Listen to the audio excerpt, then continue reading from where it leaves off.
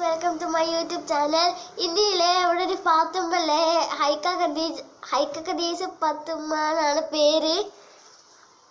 അതൊന്നല്ല, ഹൈക്ക പാത്തുമ്മാണ്. അപ്പോൾ നമ്മളിന്ന് ഹൈക്ക പാത്തുമ്മൻ്റെ പാട്ട് കേൾക്കാനാണ് ഇങ്ങോട്ടേക്ക് വന്നത്. Okay, ready? 1 2 3 സ്റ്റാർട്ട്. ഓ, പാത്തുമ്മല്ലേ ആയതുകൊണ്ട് നല്ലല്ലേ. പാത്തുമ്മ ഹൈക്കു